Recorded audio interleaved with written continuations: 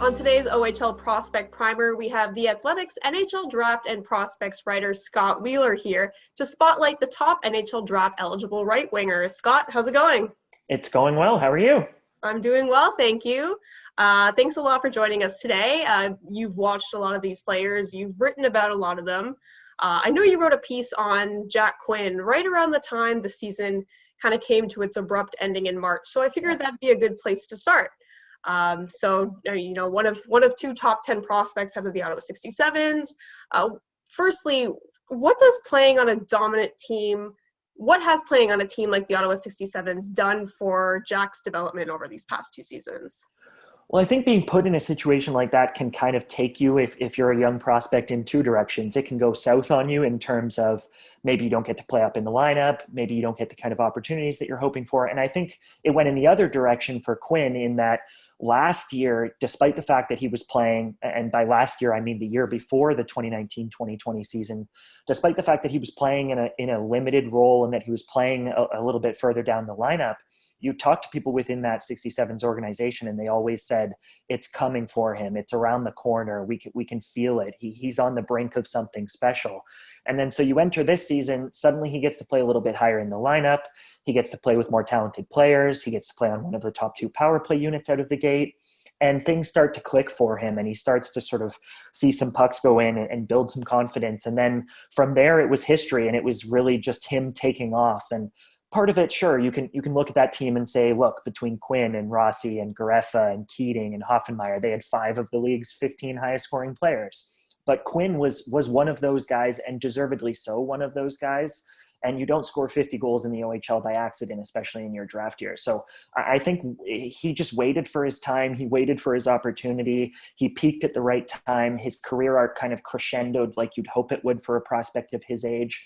And then when he was hitting all of those sort of notes, if you will, at the midway point of the season and down the stretch, he just became one of those players who was an unstoppable force, both defensively and offensively. And suddenly now you're talking about him as a top 15, top 10, maybe even prospect. And 2 years ago, you weren't saying that about Jack Quinn. So that's a credit to how well he's played, how hard he's worked, and really just how far he's come along in the last year and a half, 2 years. I mean, you kind of started touching on this yourself, but in that piece you wrote back in March, you wrote about how you approached Andre Tourigny. You asked him to describe Quinn as a player, and he used the word fantastic. It's a pretty good word coming into your draft year. He has a big fan there. He turned Andre into a big believer, and I think Andre, when he's high on kids, he'll tell you when he's high on kid, and he'll tell you when he's a little disappointed in a player too. So the fact that Andre spoke so highly of Quinn, I think, was a testament to everything I talked about, to just the way that he's come along, and Quinn not being really a top prospect. When he played minor hockey, he wasn't a name prospect. He didn't really play at the AAA level, at least at the minor midget level, until he was 15 years old. He kind of played AA growing up in Eastern Ontario, and hockey wasn't his focus. He played other sports. He played golf. It wasn't really that sort of 24/7, 365 career ambition that it is for a lot of these 14, 15-year-old kids these days. So Jack just grabbed hold of it and he ran with it, and then he sort of peaked at exactly that right moment. And now he's turned a lot of people into believers as one of those kids who, I mean, when you look at the top 15, top 20 in any draft, you can look up and down the draft class, and those kids are names that have been around for a while. So anytime that there's a kid who kind of bursts onto the scene like Jack has, it's a testament to hard work and to earning it, because nothing was gifted to him like it is to a lot of the young sort of top prospects of the world, if you will. Based on what you've seen, in your opinion, what is it about him that makes him a fantastic prospect? I think it's the combination of his ability to score goals. We all talk about how scoring goals is a premium, and it's the hardest thing to do in hockey. And we put a ton of emphasis on that ability to finish plays. And that's his bread and butter. That's what he does well from that sort of mid-range in the slot.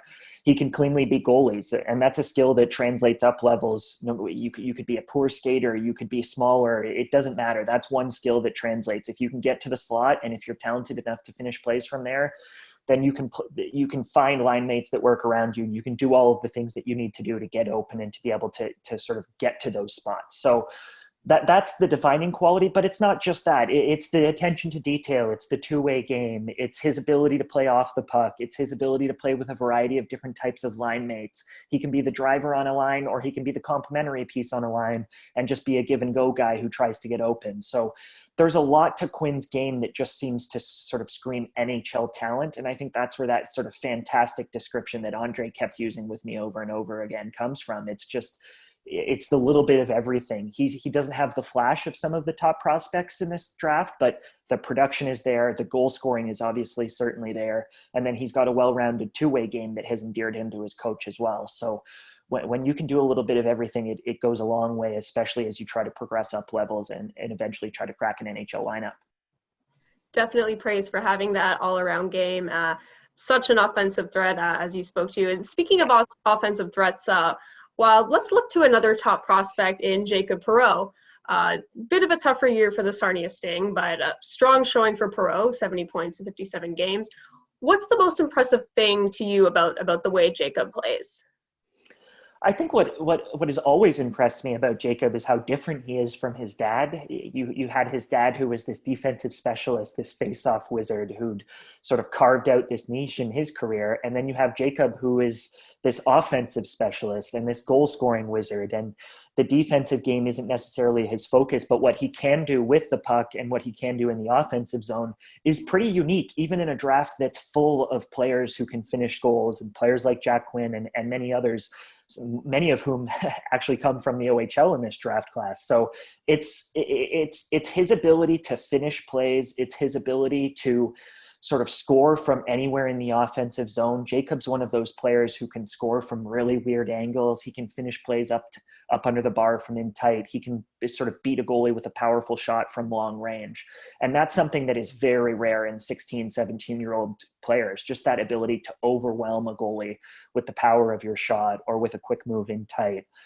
So that's what really grabs you. It's just that occasional flash from Jacob that pulls you out of your seat and says, okay, this kid might have something a little special. There might be something a little bit different about his offensive package than some of the kids around him. So I think that finishing ability, that touch in tight, that finesse with the puck, especially for a kid who's pretty strong on the puck as is, he can kind of play that finesse game, but he's also got some of that power to his game that you like to see in a young player. So there's a lot to like about Jacob. He's one of those players who there's no predictable range in terms of where he's going to land in the draft.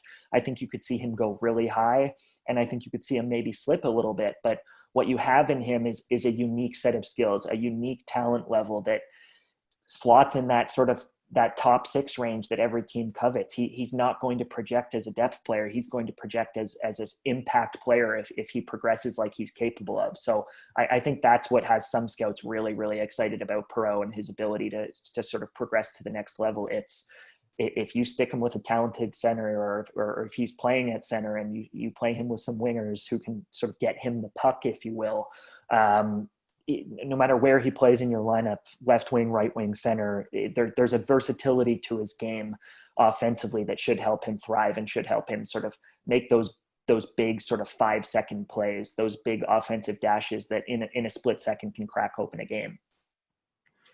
He certainly has that power forward-esque speed that was on display at the Top Prospects game back in January. Maybe you can speak to what you liked out of him the most, looking specifically at that performance. Yeah, he certainly impressed a lot of people at the Top Prospects game. The Top Prospects game, I think this year takes on even maybe a little bit more meaning. It's even more of a benchmark for some of these kids because we didn't have the Memorial Cup. We didn't have under 18 Worlds. We didn't have some of those sort of down the stretch viewings, even the OHL playoffs and that kind of a thing where scouts are really keen to see, okay, once the competition's a little bit higher, once some of the weaker teams and the weaker players have been weeded out, how good are these kids really when they're up against peers who are as good or better than they are. So that was a big moment for Jacob, just to show that he belonged, not that he belonged, everybody knew that he belonged, but just to show that he could sort of establish himself and really create on an individual level outside of the confines of the Sarnia Sting. So he was great throughout that game. He was a number of OHL players who actually stood out in this sort of whole of the CHL prospects who participated. And I think that was a good moment for him just to show I'm a legitimate first round talent here. I've got the skill set to sort of distinguish myself from my peers. And he made a number of high end plays throughout the game that sort of grabbed your attention, if you will. And at the end of the night, those are the guys you're talking about, is the players who had that moment that kind of pulled you out of your seat or really grabbed you. Well, that's certainly a nice segue into Barrie Colts forward Tyson Forster, who of course put up 3 points and was recognized as Team White's player of the game. We talked about Jack Quinn earlier, Team Red's player of the game. Mm-hmm. Did you see a much more confident Tyson Forster, not only in that game, but perhaps in the second half of the season? Yeah, absolutely. I think after Barrie moved, Ryan Suzuki and other players had to sort of step up and take on more of the offensive burden in Barrie, that was a huge opportunity for Tyson to really take off. We saw the 13-game point streak that he had, and he sort of began to make headlines out of the CHL Top Prospects game, where he was clearly one of the best players on the ice. And I think that was sort of his moment to say, okay, this I belong here, and I'm up next, if you will. And we can talk about Marco Rossi and Quinton Byfield and all of the stars of the CHL in this draft class, but Tyson really grabbed hold of that limelight and sort of made some people second guess, if you will. And he's been a fascinating player for me to track over the last couple of years, just because I remember watching him play in minor hockey. It was the OMHA championship in his OHL draft year, and he was playing with the Barrie Colts. And there was sort of this clash between the Barrie Colts and the York Simcoe Express. And of course, York Simcoe had Evan Vierling and Quinton Byfield, who would be the first and second overall picks in that OHL draft class. And then you had James Hardy and Tyson Forster on that Barrie Colts under 16 team. And he looked back then every bit as dangerous in those games as a Quinton Byfield or as an Evan Vierling. And James Hardy did to a certain degree as well. But I was really struck back then by just Tyson Forster's skill level. And so I think what has happened in the last couple of years is maybe he's been a little bit slower to sort of build that confidence and really get to that next level, that next echelon as a prospect. But once it happened this season, it happened on a consistent sort of game-to-game basis. And he was really impressive for a 20, 30, 40-game stretch in the back half of that OHL season before the pause. So Tyson has definitely established himself as a legitimate prospect, and I think it was maybe there all along, and he just needed the right opportunity, the right kind of situation in Barrie to begin to get that sort of top line role against tougher competition and show that he could take on the best defensemen in the OHL and the best players in the OHL on a sort of shift to shift basis and still contribute, still produce, still be a sort of number one player on his team. So it was really, really fun to watch him as the go-to guy for Barrie down the stretch. Yeah, certainly took on a big leadership role there in Barrie. You spoke to the pace at which his development had really accelerated last season. What are some of the top NHL traits that you see in him right now? I think the big thing is his catch and release. When he takes a puck off of a pass, he can turn on it and score from a little bit, maybe not quite like Jacob Perrault, but sort of kind of from anywhere in the offensive zone. When he gets the puck and corrals it off of a pass, it's one touch and then he's leaning into it and he's turning to look to the net. And I think that's what you saw at the Top Prospects game with one of his two sort of great creations. And he's just, it's that ability to play in a moment rather than maybe across a whole shift. I wouldn't say that he's a dominant cycle player or that sort of power forward type, but he can play the give and go game, and he can, with that catch and release wrist shot of his, he can finish pretty cleanly on a lot of good goalies. So I think that's if anything, that's the biggest defining NHL trait that I see in Tyson. His skating was always a little bit of a concern, but he's made a lot of progress there as well. So I think that's now borderline above average for a sort of top prospect, if you will. So it was good to see him pick up on his skating and maybe pick up a step this season. But it's always going to be that catch and release wrist shot. I think that's where he's going to sort of make his bread and butter. And then the rest of his game is just a well-rounded, sort of versatile, above average game across the board. I often tell people he kind of reminds me of Connor McMichael at the same age, where Connor was maybe a little bit slower to grab that sort of top prospect limelight. But once Connor arrived on the scene and once McMichael was a top player on that London Knights team, there was no looking back for him. And I think you could see the same kind of thing happen with Tyson in the next couple of years. It's definitely a strong player to be compared to. We'll take a look at another right winger to watch in Martin Cromiak, who joined the Kingston Frontenacs midway through the season from Slovakia and didn't really miss a beat at all on their top line with 33 points in 28 games. He's certainly on the radar. Maybe you could speak to some of the tools and the skills that he has to be a top six forward at the NHL level.